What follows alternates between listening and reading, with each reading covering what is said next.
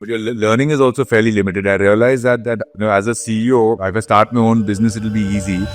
Not at all. We were burning a lot of money. I had literally down to 1 crore in the bank, and we were burning 1 crore a month.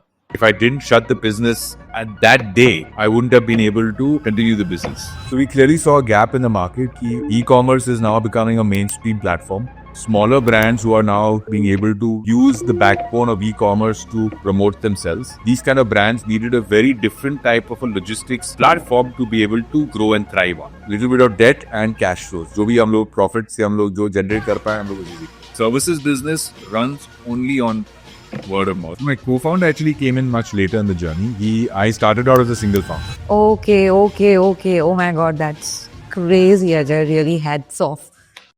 And now I would love to know about you. Like, I'm sure you also have a crazy journey because being an entrepreneur and that too being successful entrepreneur, it's a big deal. 9 out of 10 startups fail. That is the research which says, and still making through that point and being in the messy middle, it takes that courage. So yeah, Jay, over to you. Yes, so I think so. My journey has been sort of not as exciting as what's. Let me start saying.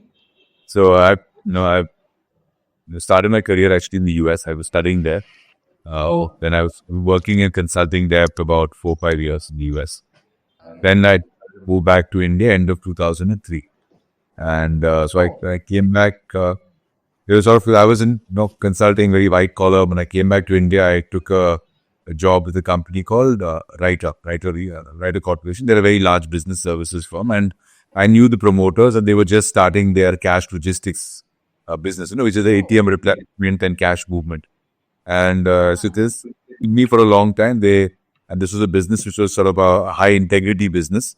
They wanted someone who they could trust. So they asked me to come in to lead operations for them, right? And I had to move back to India at that time for personal reasons, and so it worked out well. So it was a major culture shift for me. Firstly, back from the US to India for almost 7-8 years. Yeah. Secondly, coming from a very white collar consulting job into a very blue collar business. So so it was a bit of a shock. And then when I came in to lead the operations. There was a business head who was running it, and when I came in, I think he felt threatened or something, and he quit before I landed in the country, right? So I had to come in as creative, step in and lead that business, and it was basically at that point a startup, right? We were just starting out, and we had to take the business, build the team, build the network.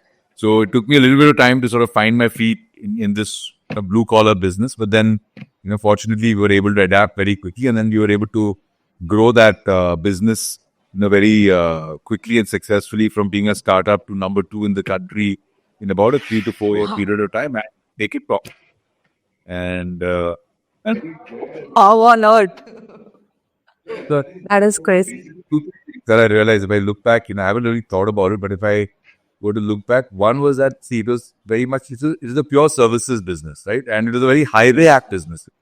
You're moving cash, you've got gunmen, you've got all of those kind of operations. So I think one was first and foremost we built a very strong team, because in this business when you're dealing with cash, you have to have a very strong core team of trusted lieutenants, right? Who can sort of and tech was nowhere there at that level, in 2004, right? I mean, tech. It is a completely manual operation, so you needed to have a very, very strong team. So first and foremost, I built a lot of connect, right down to the grassroots, right down to the ATM operators, the drivers. I used to do town hall meetings. There was a point in time in that company when we were even at 600 employees. I knew almost every one of them. So Oh, wow. So that was so that I realized, because there's no other way to scale this or manage it unless you know all the people and the people know you and there is a connect, right? So that was my learning, was that in that kind of a business, having you have to basically get down to grassroots. You can't say I'm the business head or I'm the CEO and I'll sit in my office and I'll run it from there. It doesn't work, right? So you have to be in the trenches, know the people, constantly connect with them, and and then establish those relationships, and then get people to trust you, to feel connected to the organization. And if you're able to do that, then they will sort of step in and deliver. And then people below you, right, the one tier below you or two tiers below, then establish the same sort of connect with the people below them, and then that becomes a So very true, so true. It integrated ripples. Yeah, it ripples. So that is my learning in that role. And we were able to, from when I left, we were about 2,500 employees in Rider Safeguard at that point of time. And What was the tenure? Years. I was overall with that group for 10 years, but in this business, I was there for about 5 years, 4 or 5 years. Oh, Yeah. wow. So Wow. So we Okay. built that up, and then I hired a successor, groomed him, and then moved on within the same group to another business, which was in the which is in the relocation business. The packing and moving group. So that was their main business for that group. And Okay. Okay. so Writer was number one in India at that time for relocations. And we were large into international relocation, people moving in and out of the country. Okay.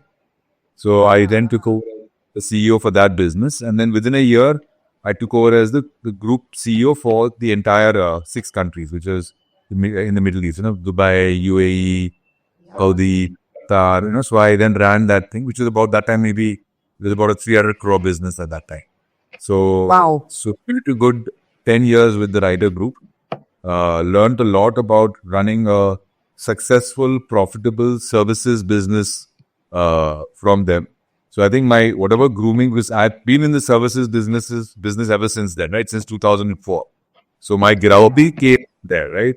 The values, the principles that I learned over there was about what around people management, how to instill trust in your employees, how to lead by example, how to be absolutely brutally honest and transparent with customers, customer first, all of those kind of values, principles I learned in my tenure over there.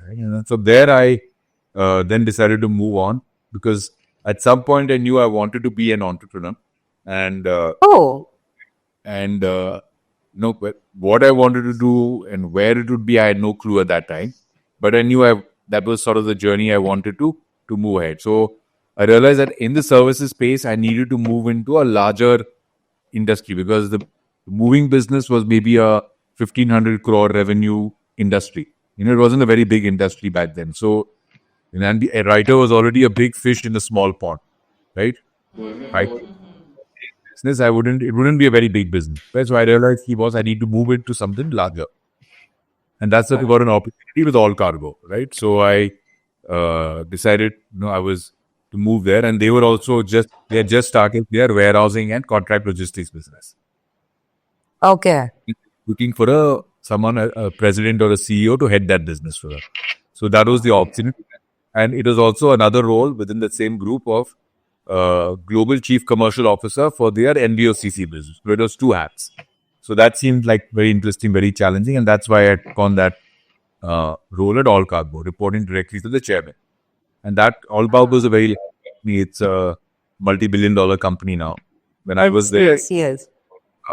5,000-6,000 crores at that time.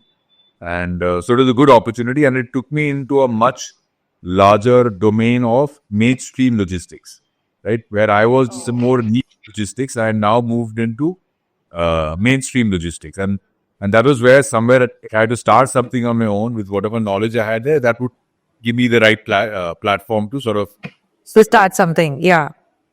Right. So that was so with All Cargo, I was there for about how long? About 3.5, 4 years.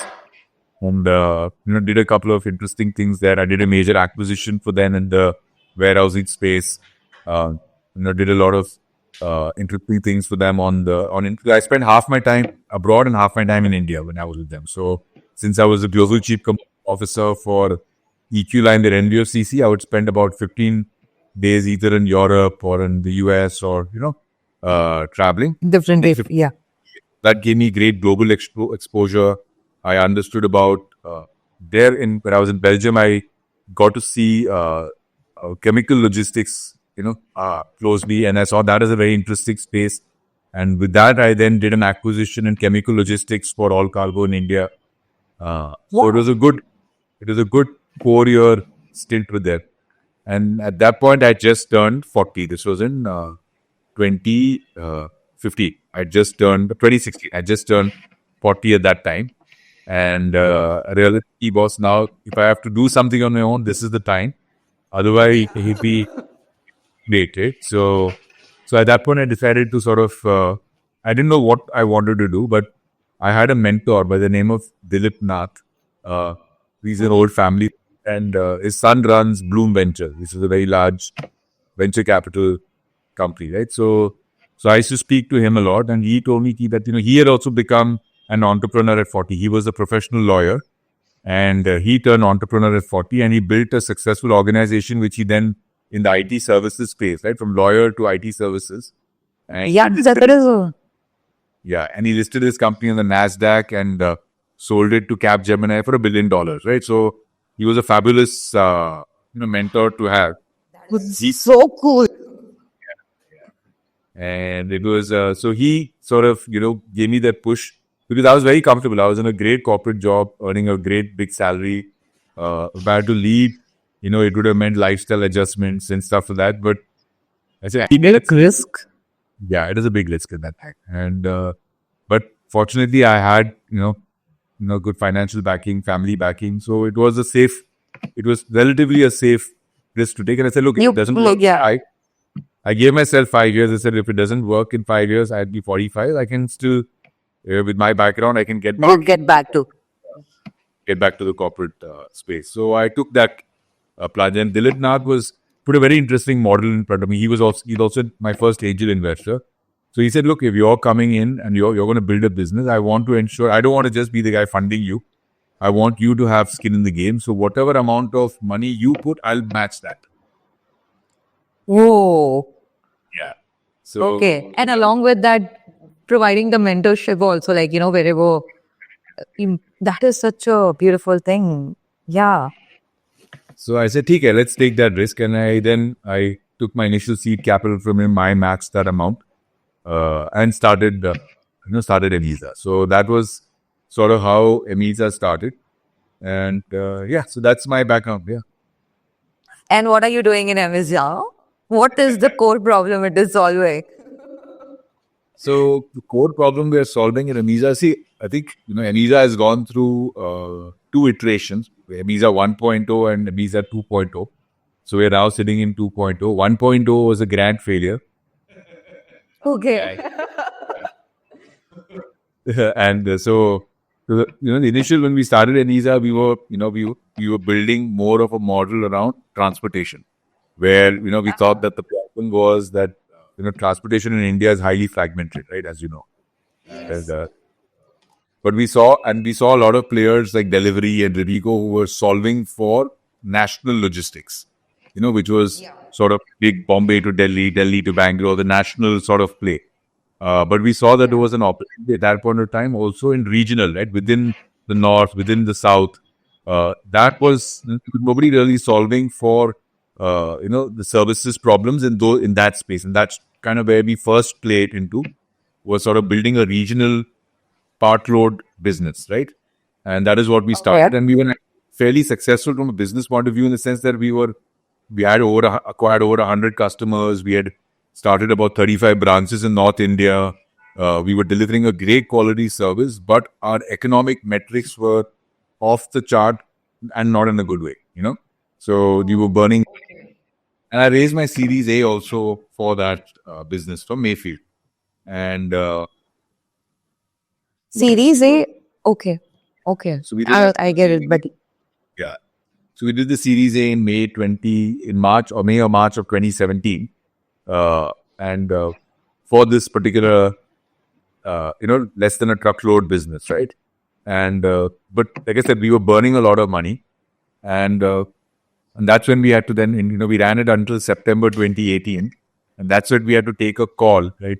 I had literally down to 1 crore in the bank, and we were burning 1 crore a month, and I had to take a call. If I didn't shut the business at that day, I wouldn't have been able to, continue the business. And so So that was a So very critical decision. So me and my co-founder Jitendra, I remember that day still we were standing in the lobby of our office saying, boss करेंगे क्या, 1 करोड़ बचा है, हम लोग 1 करोड़ जला रहे हैं, हमको कुछ तो करना पड़ेगा, नहीं तो we'll be in deep shit. So we took a call on that day. I called the investor. I told him, boss, I'm shutting this down, and we'll figure out what to do. He said, boss, it's up to you. आपको जो करना है करो, but मैं तो और पैसा नहीं दे सकता आपको. And Okay. And how, so this is the investment which you got from that A series when you raised and you got the investment, and then you were facing this particular kind of loss, not the break even as well. Oh, happening was that Riligo and Delivery were raising huge amounts of money at that point. Right? They were getting a lot of funding. So it was becoming a situation of you can raise more capital. And it was rightly my investors also felt, because I don't want to play that game. And you've seen what happened to Riligo right after that. Riligo literally got sold pennies on the dollar to Mahindra. ढाई crore in business में और वो company बिक गया 200 crore. Right? So whoever put in money lost 2,200 crores. Right? my goodness. Oh my God. Oh my God. I could say that definitely my investors were smart. They realized that this was not the right horse to back. Model or yeah. Right, the business model to back. And so they said, look, जो करना है करो, but and they had written the money off. Right? They said, ठीक है, हमारा investment तो गया. Right? They had written it off. And so that is what happened in the original version. And fortunately, even when we had to shut that down, we had to let all the employees go, we were able to do it. And we retrenched, whoever got retrenched at that point of time, we paid all of their dues, right? There was not a single employee जिसको settlement पैसा 2 महीने का सब लोग ने 8% उन सबको दिया, right? So that to me was a big achievement, that in spite of our adversity, we were able to, we didn't make our problem their problem, So it's a big thing for us, and it. It could have been very easy because it's just a company बंद कर दो, ठीक है, आप जो होता है सो होता है, business में loss होता है, but we took the moral high ground there, and we said that look, हम डूबे, but बाकी को we should not let that happen to us. Yeah, and that is really a very ethical thing to do. So first we took care of the employees, we settled all of them off, and then the vendors. Obviously, it's the vendors. We didn't have enough money to pay all the vendors off at that point. So then we told the vendors, look, we're going to do something else. And we will pay you in tranches. थोड़ा हम आपको pay कर दे जाएंगे. And we had good vendors. They said, ठीक है sir. They knew that we were ethical people. That has always been the hallmark of the way we ran our business, right? There was always trust. It was always run with trust, Values. and values. Yeah. So they said, we are with you, and we'll settle you off, right? So then we decided at that point in time what to do. Right? That was the question. Now the business तो बंद कर रहे हैं. अभी आगे क्या करें? And that is where they. Yeah. What I saw was there was a clear gap in the market. At that sort of time, this was September 2018, D2C was it was not even a thing back then, right? The word D2C also was not floating around. And a lot of brands, Mamaearth was the fledgling. Wow. All these guys are all small, 100 crore companies, And so we clearly saw a gap in the market. Look, e-commerce is now becoming a mainstream platform. And there are a lot of now smaller brands who are now being able to use the backbone of e-commerce to promote themselves. Yes. And leapfrogging the traditional distribution models and directly reaching consumers. And these type of consumer, these kind of brands needed a very different type of a logistics platform to be able to grow and thrive on, right? And another thing, 3PLs at that time had that, were catering to the nuances or the requirements of these kind of brands. So there were 3-4 key problems, right? You asked me, coming back to the point, what were the problems? What are the gold problems? And let me tell you, the problems that we were solving back then are not necessarily the problems that we're solving today. So those problems unsolved. It evolves. Like, everything. Yeah. The problem taken shifts. So the problems at that point in time were 2 or 3. Right? First and foremost, those brands were small. They could not, the traditional 3PLs, let me explain to you how the traditional 3PLs operate, right? The one is for them, anyone who wants to start a warehouse, it always starts on a cost plus model. कि boss आपको इतना जगह लेना पड़ेगा, इतना आदमी लेना पड़ेगा, इतना cost आपको upfront day one से आपको इतना लाखों का cost आपको you'll have to spend that kind of money to build a warehouse, right? It has to all be back to back. That was number one. Number two was that these traditional 3PLs didn't understand the nuances of e-commerce, where there was a lot of agility required. There was multiple channels. Each channel had its own set of requirements. There was a lot of value-added services needed, like kitting, labeling, quality check, returns handling. So it's very complex and all piece handling, right? Whereas all these traditional 3PLs were used to distributors-led sales, GT sales, जहाँ पे bulk में जाता है, right? All this individual one order, one piece in an order. Yeah. They were not used to that kind of a setup. Yes. And so the two problems one we realized that look, these brands need a logistics platform because you need to be in multiple places in the country, right, to do e-commerce. You can't do it from one location. Right? So they needed a warehousing network which was available to them across the country, which they could plug into without any upfront cost, right? So we said, okay, build a plug and play warehousing network for them and let us variabilize the entire operation, right? So you don't pay, so everything is, there's no fixed cost. It's all variable. For every, for every unit you store, you pay me something. For every unit you bring inward, you pay me something. So we completely created a transaction-based pricing model which worked for them because they said, मेरा माल बिक रहा है तो मैं उसको दे रहा हूँ पैसा, मेरा माल नहीं बिक रहा है तो नहीं दे रहा हूँ पैसा. Exactly. So that was what we did is we said, let's create a plug and play network. B, it should be a variabilized network where people can come into with very minimal upfront cost. There's only a small minimum guarantee they have to pay each month. And third is let's build the entire service layer that is needed to cater to these e-commerce platforms, right? So agility, variability, value-added services, multi-channel handling, those kind of capabilities we built. And then obviously then the brands felt ki was, wow, this is ye acha hai. I go to Amiza, फटाफट 2 हफ्ते में मेरा warehouse up and running है. I send in material, I pay for what I use, and of course, having the services background, we ensured that the service was tight. We had the right people, we ran tight processes, and of course, all of this with no money, right? We had literally no money left, right? That was the canvas was that मेरे पास 1 crore था, which I was using to pay off my old employees. Then we raised about 1.5 crores of debt from some NBFC. मैंने एक घर को गिरवी रखा, and we put in some money in, and we started the business, right? So that was that. You didn't get the investment for the version 2, like proper begin. It was all bootstrapped. It was bootstrapped. So literally, Amiza 2.0 is a bootstrap company until a point in time. And then it fit. So then we basically said, okay, ठीक है, we've learned our lesson. कि boss, you spend, आप काम करो औकात के हिसाब से, right? जितने से ना आप जितना चादर है उतना ही पैर फैला दो, right? So we said, okay, ठीक है, let us now run this business purely so we have no investor money.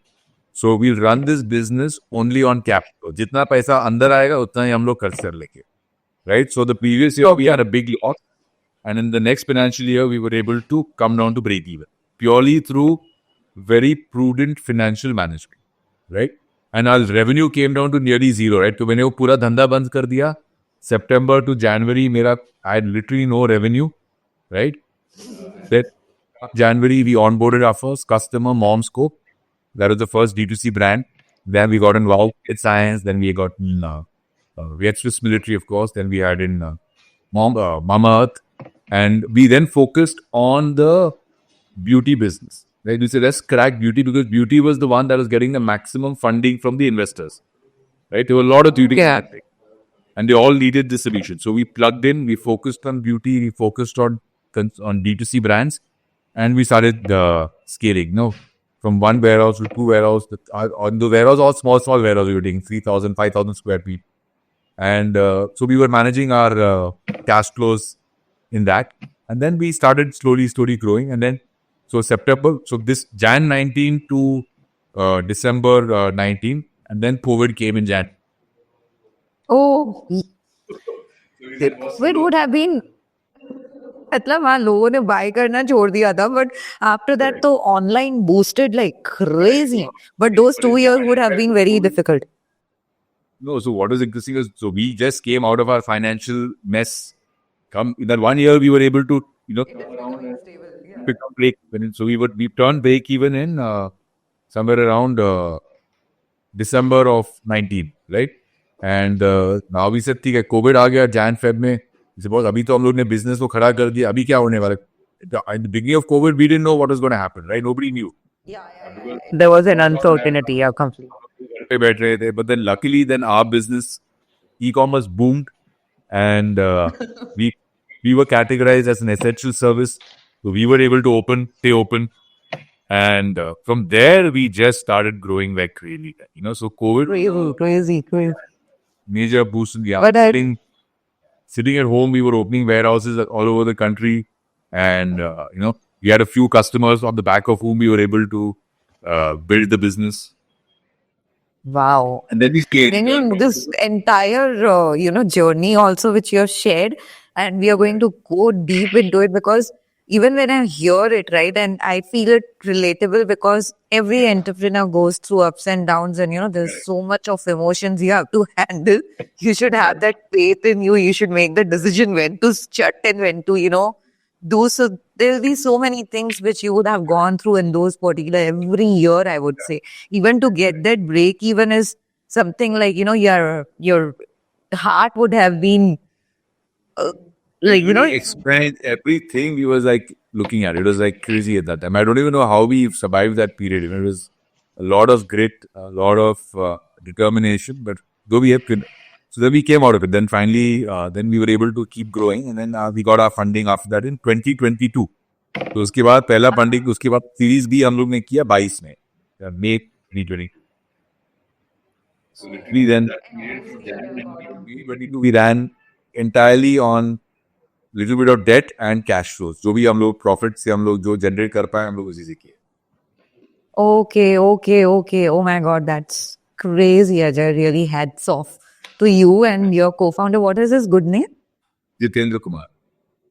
Jitendra Kumar. And what about Dilip? What is his? Your member. All this journey, I used to keep talking to him, taking his counsel. He motivated me. He counsels to everyone. Like he's open to counseling also.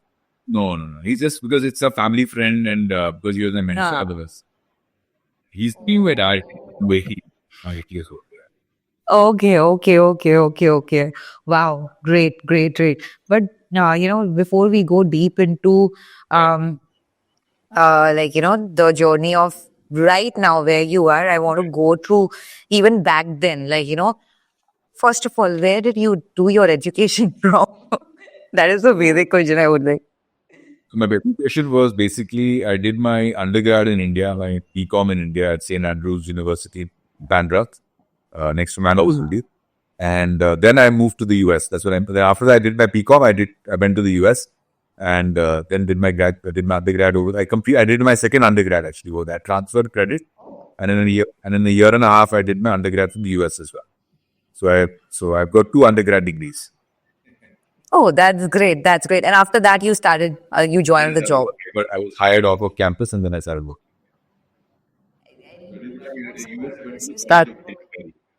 College of Illinois. Even during that time, you had this thing already that एक दिन तो मुझे अपना खुद का कुछ चालू करना है type. My dad is an entrepreneur. My granddad, so my entire family is into business. I was the only guy who went out of business, who went into a professional job. Oh, it feels so relatable.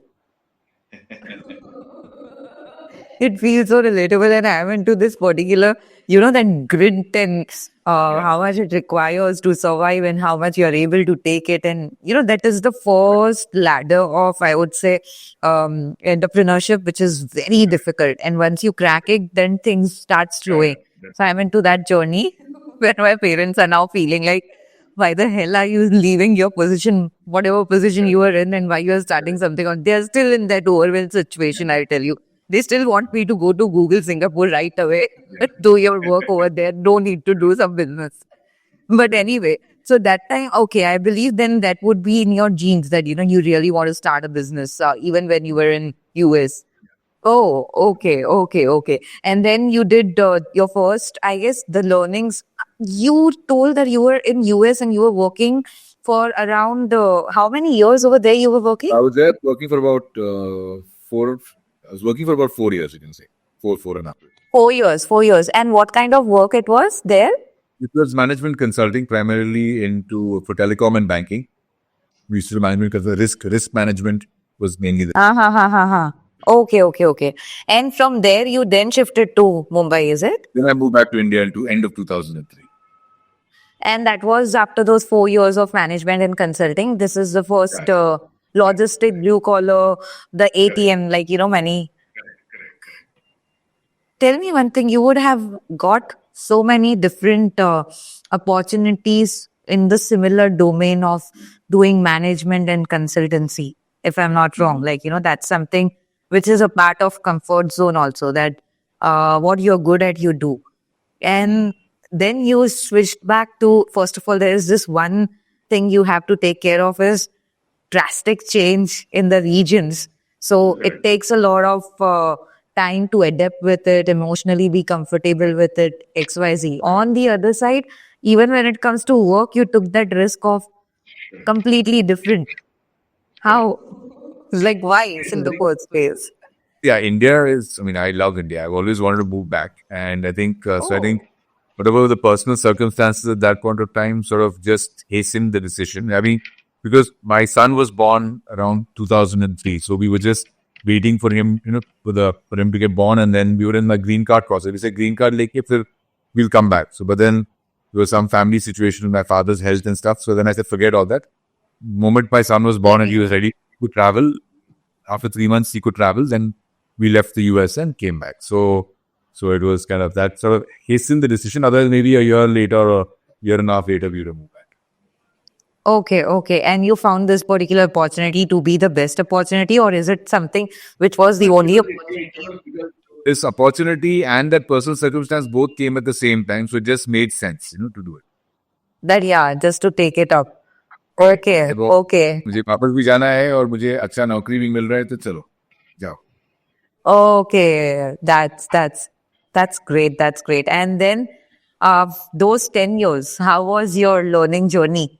Like, tell me one thing, like, to be the entrepreneur, and there are people when they work, right? When they're doing the job, when they're working for the company, and it's not like they are the co-founders. We always have the mindset of, acha, meko revenue, meko मेरा income क्या मिल रहा है, and all those things. And few people are very curious and eager to learn despite of whatever they are getting. And whenever we are crossing certain age of maturity, finances becomes very much important during that time. And what was your mindset during that time when you entered that company? कि क्या करना है, Tives? So I think, at that point of time, I was just happy to be back and, have a good job. I think at that point of time, my mindset, I was not thinking so much about entrepreneurship that time. I was just thinking more about sort of learning, right? I think that was very critical to me because now I'm moving into a different space. My management consultancy role was not a leadership role, right? I was basically a consultant there, right? So there was no team management, no leadership. So I thought this is a great opportunity to learn how to manage teams, manage large teams, learn business. You were head of operations, right, over there? I came as head of operations, but then immediately I became business head because that business head left. So it did from an analyst, I became a business head, literally, like in that transition, right? So, were you ready for that particular responsibility in the first place? Because it feels so overwhelming that how? I think it honest, to be honest, I didn't think so much about it. I just said, as a person, I don't overanalyze things. I go with the flow. I say, chalo, try karke dekhte, right? So that is my mindset. I think that is also a lot. That also, as an entrepreneur, it works well because an entrepreneur has to take those. Yeah. If you sit and analyze everything and think ki mere se ho payega, then you start second guessing yourself, right? My attitude is, if it looks interesting, if it looks like it can be a good opportunity or can be converted, then I jump in and say, well, abhi isko kaise, how to make it work. That's how I approach things, right? So I said it was a good opportunity. I'm getting a good salary, getting a good platform. I'm getting an opportunity to learn. these are the problems. Okay, I'll solve it. I'll figure it. It was challenging and it was really interesting. And that time there were like 600, I would say, employees, the blue collar people. When I came in, there were maybe 200 at that time, 250, 300 people at that time. Then we kept growing from there, so. Okay. And during that time, was there a period ke lag gayi boss types, like, what to do? It was very, very tough because it was a cash logistics business, right? So, I mean, I remember the incident I joined and within 3 months, 1 crore ka dacoity hua tha, right?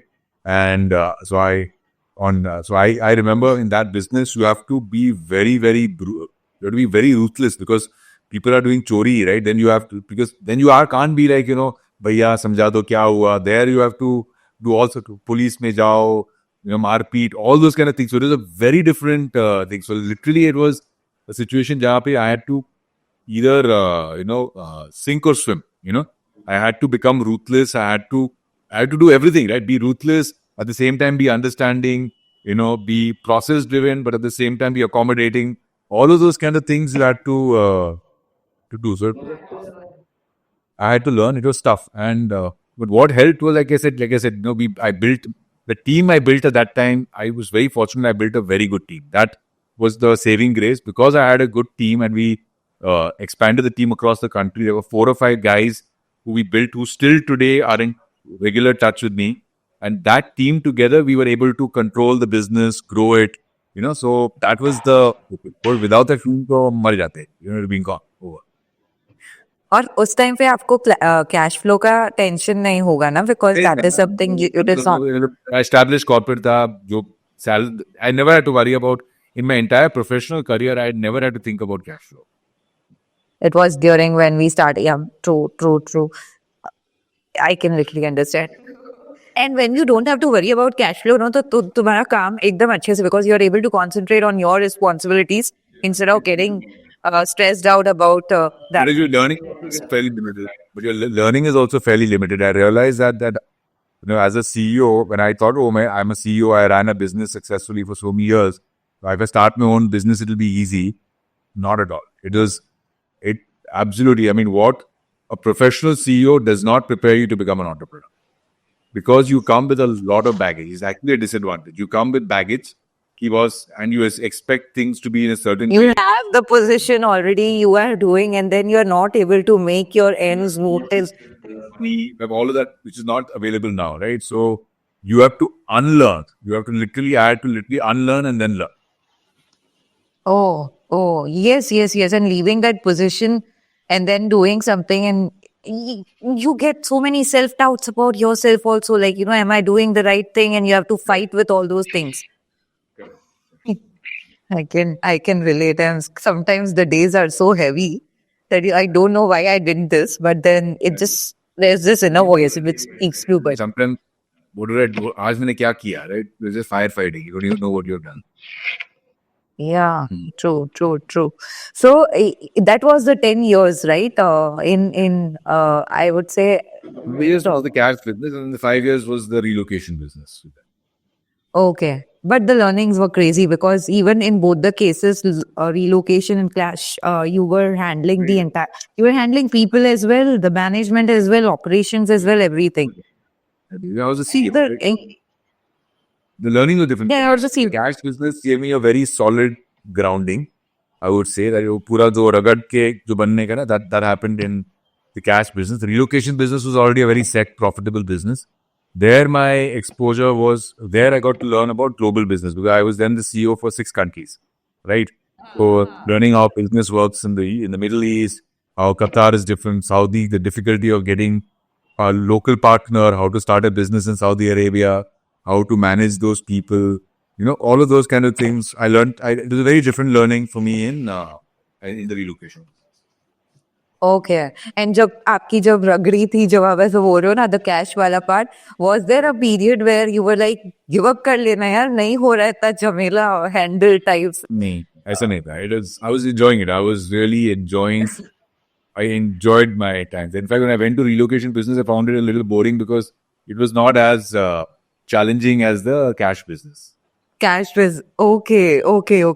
And was there a point where your parents or your wife and all were like, why don't you join our business, and why do you have to work, being from the typical mindset of, I would say, mm, at least in Gujarat, which I see, hawa pani sabka hota hai na, alag alag cities ka. If the family is a business family, even though it is not like playing in 100 CRs or whatever, even the small scale businesses, and it is making the ends meet in a way that, you are really upper middle class and everything is good. The parents have that mindset that, why not the son of the family be the part of the business and grow that business instead of taking a different route.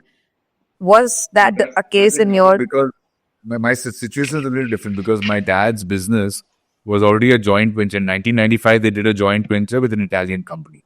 So we were already an international partner there, and I was not interested in manufacturing. I told my dad, okay, my dad knew very clearly that I didn't want to join that business because it is a very it's a very heavy engineering heavy business, and I didn't enjoy it. So my dad said, you do what you want. And then in 2008 only, we sold our entire stake to the Italian company. So my dad exited that business and continued as a chairman. So there was no pressure to join the family. And when it comes to finances, also you were there as a financial support, like, because you were having a good, because that is a major thing which they expect from the children, that, security is there. They are independent, they are secure, and they are able to take care also up to a certain extent. That's great. That's great. So what after the 10 years, then you joined somewhere else also, right? Like before starting Amazon. All cargo. Yeah. So tell me the experience of all cargo as well. What is the crazy thing you did there? You know, it was all cargo, it was writer where you managed to move from 500 to 600 employees to 2,500 employees, and people. That was in writer. And you had that people management skills, like, because where did you get this ethics and everything from? Not everyone is so ethical. I think the writer group was a big learning to me, right? The promoters of that company, I knew them personally for a very long time. So they're a highly ethical company, like a lot of like the Tata kind of value system they had, right? So I think all of that I picked up. See, the ethics anyway comes in ingrained, right? But ethics is always there that comes in your upbringing. But the other values of transparency, all of those kind of things, I think I learned that. You learn from the job. I truly agree to it. I believe that even if I wouldn't have joined the data team and the founder was Rangarajan, oh my God, he's known to be so humble, so kind, ethical, and right now he's serving his purpose. Like, he was an amazing entrepreneur, but he always wanted to do something for the country, and he just switched completely by selling, getting acquired, and being a stakeholder there. But however, because of that foundation, right, that learning, it has been in me, and obviously what you learn from your parents. Okay. Company like that, and you get those kind of values, you see the value being applied, and you see the benefits of it also. Right? That's kind of when it clicks. Because if you do this, it makes sense. And sometimes it's counterintuitive. Sales people will think, "Arey, boss, my customer ko lane ke liye main kuch bhi bolunga. I'll overcome it, right? And I'll get this." Then the downside of that is when you actually deliver, it's a big gap between the expectation and the reality, right? And then trust gets broken, and the biggest thing, then you of course lose customers and you lose word of mouth. In a services business, the biggest thing is word of mouth. Word of mouth is your biggest business development asset, and that can only come through trust, transparency, under-committing, over-delivering. So that is what I learned at Writer. He was don't overcommit, under-commit, over-deliver, make sure the customer is delighted, and your referrals come in. And that's how the same thing when we did in Amiza in 2.0 or even in 1.0. Most of my customers, even today, if I look at my customer roster, 70% of it is through word of mouth. Oh, seriously? You don't require marketing for that now? Both people come to me, they said, I still get calls today I get WhatsApp, I get calls, people saying that, "Hey Ajay, we've heard good things about Amiza, we've heard good things about you, we want to work with you." A lot of my customers will connect me, like today I got a mail from one of the largest D2C brands ka founder connecting me to somebody he knows, right? So a lot of my business development comes through referrals and word of connect. Because you've been in the business pretty much now. Most of the large D2C founders know me on a one-on-one basis. Right? They're all on my phone. We all WhatsApp each other. So business development wise, right? So if you build credibility, you build trust, you build that kind of a reputation, getting business is not very tough. True, true, true. It is completely within. What you give, you get, you We're not a receive. product company, right? We're not a product company. We're the product will speak, right? If you're, let's say, selling a tech, etc., the speakers, all of that matters. So tech products don't go so much on word of mouth, right? Or even, or like, a shampoo or whatever, right? All those kind of products. But services business runs only on word of mouth. And you're only as good as How you are as a person. Well, yeah, exactly, exactly. So I completely agree to you. So after All Cargo, when you planned to take that leap, that was, I guess, in the age when you were in your 40s. You crossed your 40s, and that's when you decided up to was Chalu Karna Hai Times.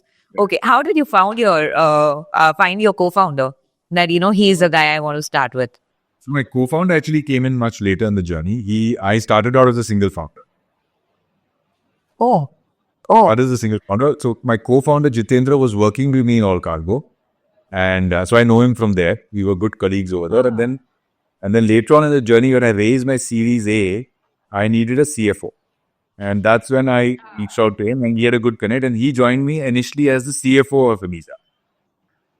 okay. Then, of course, because of the kind of work he did, and obviously in a very short span of time, he established and proved himself, and therefore then he became a co-founder. Okay, okay, okay. That's great. And so when you thought like, was kuch chalu karna hai and you were not sure what you want to, let's go to Amiza version 1 first. You didn't know what to do next. How, what was during that time? If you can share the situation, like, you just took a step without thinking about what's next, or you first decided that this is what I want. I went in with our hypothesis of creating of solving the problem for regional distribution. So we went in with our hypothesis, but I think, like I said, where it fell apart was on the two things. Right, one is, like I said, that's a typical sort of mindset. Oh, I'm trying to see. This is what happens. Right? When you try to raise a business, I only want to grow revenue and scale. I think that was the mindset we started with, and that's where it went wrong. Rather than building a business profitably on a profitable foundation from day one, we went for investor aa gaya, let us show growth. That is what went wrong. So we acquired customers. The pricing wasn't right. We took on customers just to get you through pricing in the market to acquire customers. So that was where I think things went wrong, right? And then there's nothing. If you ask me today, that business model, if I had to redo it again, it is still a good business. I think where we failed, and I'll be brutally honest, we failed in our executions. We misread a lot of things at that point in time. Ki boss, oh, saste mein dena hai, to hi customer aayega.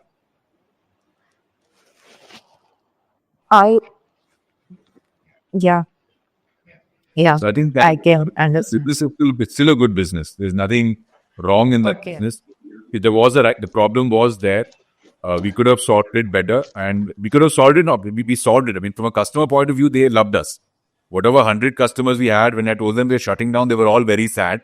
But at the same time, nobody was ready to pay more money, right? So if you're so sad that I'm shutting down, to aur thoda paisa de do, right? But we had already spoiled the market and spoiled the customers with that type of a pricing, right? So, but if I had to redo it again, we would have done it, gone slower, done it with better pricing, better controls, profitably.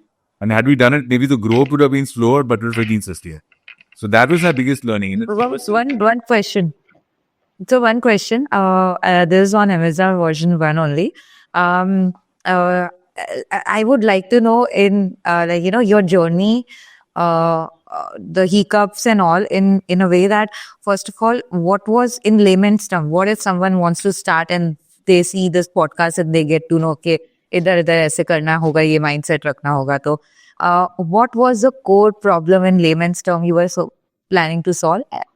So there, the core problem we were trying to solve was for giving a high-speed and reliable network, part load logistics network for within region. So within region means within north, within south. Consider India region. India is the overall region. Then North India would be one region. South India, Okay, India, West. So there, the entire logistics and transportation was very fragmented. There was nobody who had a proper network. Everything was on a Lala system. There was no visibility, no professional services, no time bound services. So that was the problem we wanted to solve. We said that look, if we can go to corporates and give them a very proper, time bound, reliable network within the North India, right, from Delhi to Lucknow, all parts of North India, right down to the smallest city, right? There, it's there we was able to acquire a lot of customers and build a profitable business. So that requirement was This is about the transportation and logistics again, and it was again for the D2C brands, is it? not B2C. It was for all the brands. It was for anyone. It should be like Anchor. It was mainly for all bigger brands, not for D2C. It was for bigger brands. Oh, this was for bigger brands. And what were the We had electrical customers, we had pharma customers, we had FMCG customers, we had Ayurveda customers. So it was a complete mix and match. We had paid customers. It was a mix and match of customers. So these people were working with all these local transporters. The transporter would say, ठीक है आप माल छोड़ दो मेरे godown पे, जब मेरा गाड़ी भर जाएगा मैं यहाँ से लखनऊ तक लेके जाऊंगा. system? Yeah. So we wanted to build a very proper network, time bound, reliable, tracking, tracing, customers, that network for that industry. So when you came up with this idea, what was your right now you have left the job, you're on your own, and you're the only person who has just started. You don't have people also you have hired or anyone. So what was your immediate next step? So immediate next step was to basically I hired a core team. So there were a couple of people who I brought in through references, because I didn't come from that particular transportation background. So I didn't have a network of transport people who I knew. So I did a couple of hires from that space based on certain references, and that's how we started. And that was where I think, not to get into specific, but there some of those hires weren't the best, right? So weren't the best, yeah. वो बहुत बड़ा problem होता है. What this from many founders that the major learning is who the core team members are, because it makes a very big difference when it comes to, we won't go to the specifics, but this is something which I have also learned. Starting with so that whoever we hire, we make sure that we are they are also doing good, they are also being in the growth, and it becomes difficult in the first place to even say no to a person that he's not a good fit. You learn with time. Okay, bye. I should have, you asked me in layman terms, I should have stuck to वो धंधा करो जो तुम जानते हो. So I had the warehousing background and knowledge from all cargo, but I didn't do that. I did something different. Very different. Yes. When we pivoted to 2.0, I then completely relied on the warehouse. Right? Then you were successful because वो business तो मैं जानता था. So if you're asking me, the layman term is that the starting para जो है, make sure that it's a valid problem, which was the case. It was a valid problem that we were trying to solve. It was a large enough problem that we were trying to solve. But the domain expertise was missing. And then the hiring, then relying on the team to fill that gap of domain expertise was where the problem happened. Yeah, got it. And still when did you decide that, you want to, क्या बोलते हैं, get an investment on Series A? Was it bootstrapped in the first place in the beginning? No, so like I said, we started from day one. We had funding. Then I put in money and with it nothing. Yeah. But it was like angel investor and kind of bootstrap. I can say that. But whatever it was, see, the point was that the business was good in the sense that successful because we were able to start scaling quickly, right? So immediately we started getting traction and we started acquiring customers because we were giving a good service, right? The product was good service. Yes. The product was good, and that's why. How did you get in touch with customers? So through me, and so I used to do business development myself, right? So we took the North India as the first region to focus on. And I literally then shifted my base to Delhi, and I was almost living there 3 weeks in a month, and then coming back to Bombay 1 week a month. Okay. So there like I said, the initial team I hired had some connects. So then hardcore business development, doing sales. I spent all my time doing sales only. Oh, okay. So all the things you have to go through and understand and learn, before delegating it. And sales is a major thing you have to go ahead with. And all. Maybe picked up, I think, but like I said, the issue was on the largely was on the pricing. I think we got the economic model wrong. That was where I think, if you ask me, the business was good, model was good. We were able to deliver a good quality service. We could have kept getting more customers. It could have been a successful business. But fundamental flaw was in the economics, the pricing strategy, Pricing. the operations. We spent too much on certain things we shouldn't have spent on, right? We Got got a lot of we took a lot of fixed costs initially, so there were more errors in the execution, not so much in the business model that was there. Okay, okay. Was it like, you were overpricing the funding कब उठाया funding मतलब है ना ये जो आपके पास आपका और है ना दिलीप सर का जो भी बूटस्ट्रैप जो भी मनी था from that you started getting customers and from the customers also like you overpriced them और underpriced them what was that It was a little underpriced, but then what happened was that, look, very quickly we started getting traction. So the Series A happened fairly quickly. The interest in the company happened fairly quickly, right? It didn't take very long. because we got the number of clients also like there are so many clients and that's why okay Then we look in. So let us expand quickly. So we opened up many branches. We put on a lot of vehicles. So we loaded up. So we loaded up on the fixed cost, and pricing was low. So no matter what we did, we could not have become profitable, and that is why the problem. उधर problem आ गई थी okay to be on ये series है अगर हमें करना हो तो what is the like what do they see like how there should be a certain number of customers and there should be a certain revenue which is getting generated from the customers already all those things they see. So they look at all this. See, I think if you ask me, the Series A, the diligence level was nowhere near as stringent as what it was in my Series B or Series C. Series A, they look at more in terms of product market fit, right? Firstly, do you have a product are you solving a large enough problem? Are you able to acquire customers and scale, relatively quickly?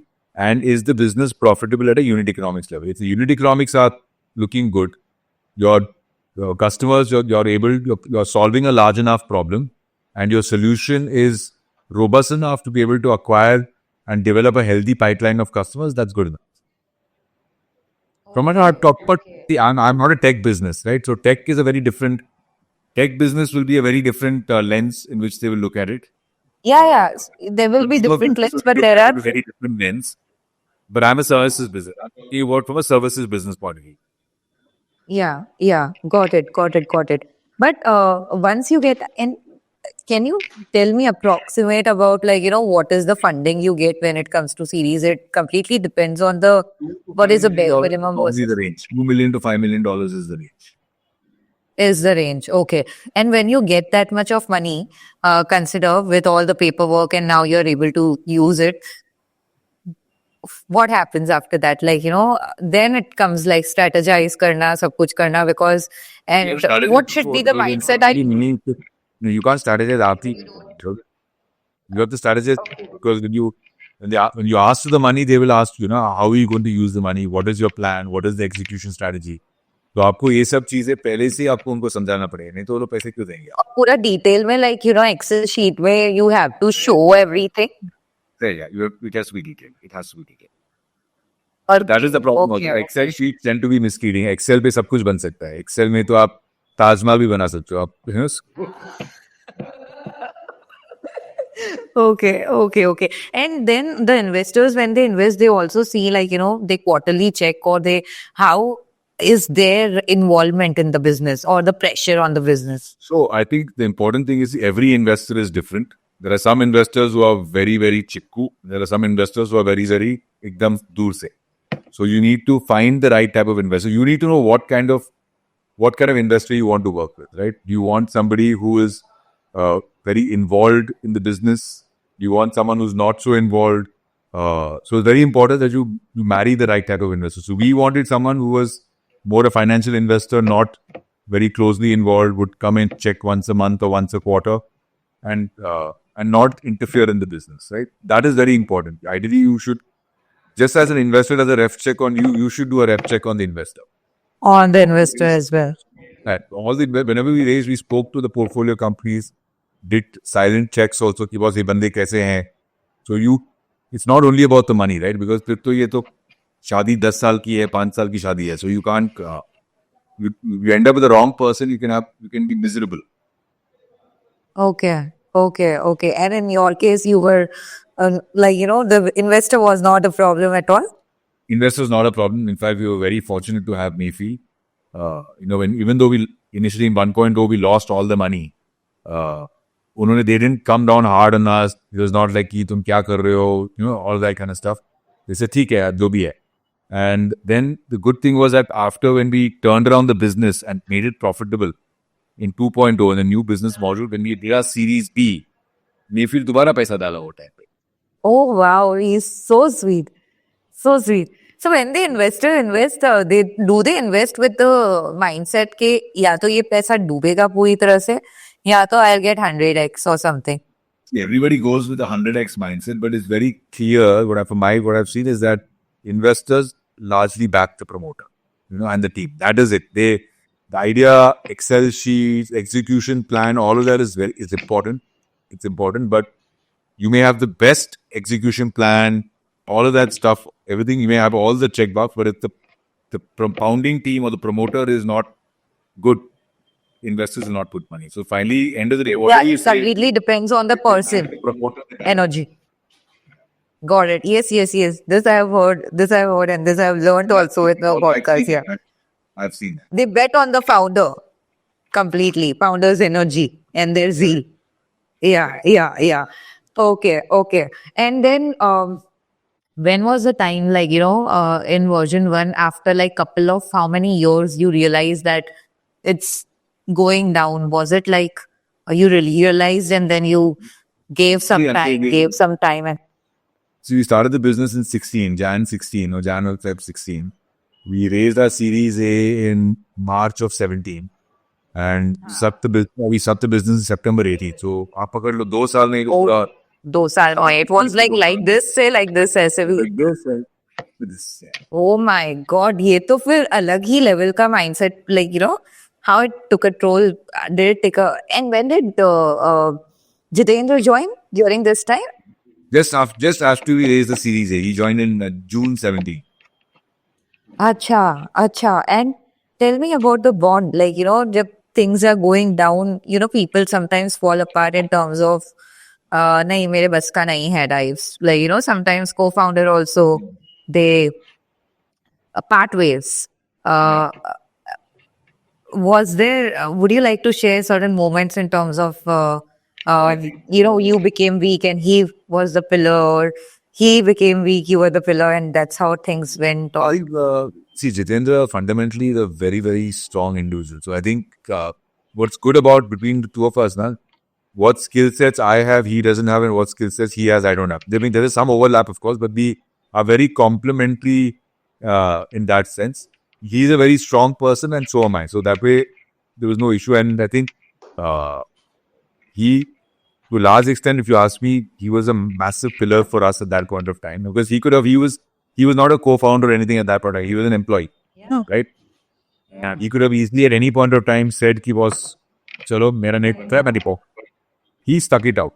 And I think so. Hats off to him. He stuck it out with me, and that is why I made him co-founder, because he stuck with me in the toughest of times. Took a pay cut. In fact, there was many months where we didn't get salary, and he stuck it out with me, and that's when I said he was ye banda to bhai, he's like a brother. So. Oh, so sweet. During the toughest period, if the people stay with you, that's when they are the real person. Yeah, jointly we turned this thing around. Yeah. So how many people were there in version 1? Employees. We hit about 250 employees. And everyone you had to let them go? We probably let go about maybe 230, 235.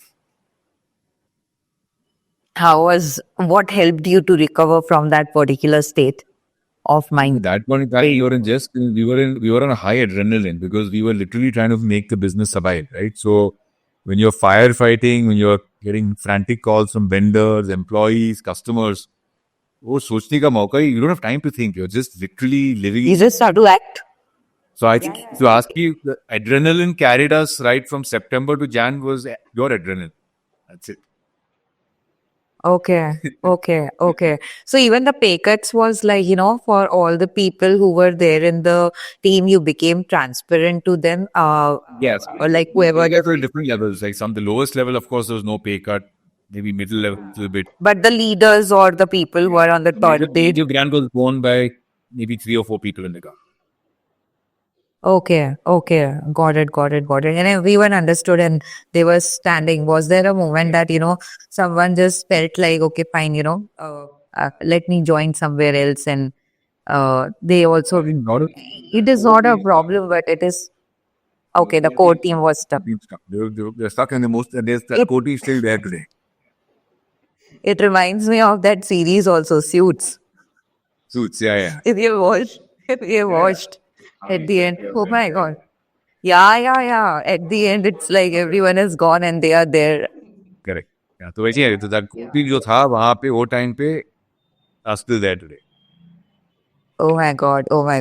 उसके बाद जब आपने decision लिया कि, shutting down and you have 1 CR left and everyone you have to pay off, how much? Yeah. Or a few lakhs you might be left with, I believe.